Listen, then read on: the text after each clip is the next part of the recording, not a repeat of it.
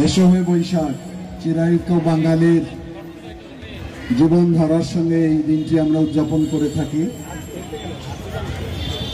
আজকের এই দিনে বাঙালির বিভিন্ন মত পথ এক মোহনায় আমরা মিলিত হই। এটিকে আমাদের ঐতিহ্য, এটিকে আমরা ধারণ করি, লালন করি। তবে এবারকার পরিস্থিতি পরিবেশ একটি ভিন্ন।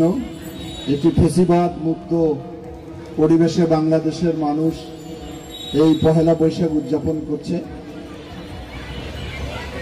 চিরায়ত বাংলার যে সংস্কৃতি, হারিয়ে যাওয়া যে ক্রীড়া, এগুলো আমাদের মাঝ থেকে বিলুপ্ত হয়েছে। আমরা আমাদের প্রচেষ্টা নিয়ে এটা কিছুটা ধরে রাখার চেষ্টা করি। বিশেষ করে আমি আহ্বান জানাবো, বড়বাড়ি শহীদ আবুল কাসেম মহাবিদ্যালয়ের মাঠে 4 দিন ব্যাপী বৈশাখী উৎসব আয়োজন করা হয়েছে।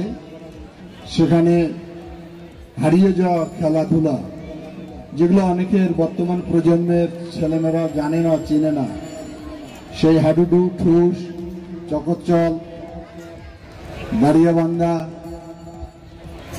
জাল বোনা, চেঙ্গু পেন্ট্রি এবং আকর্ষণীয় সেই ঘোড়া দৌড় প্রতিযোগিতা অনুষ্ঠিত হবে। গুড্ডির মেলা হবে, সাঁতার প্রতিযোগিতা হবে।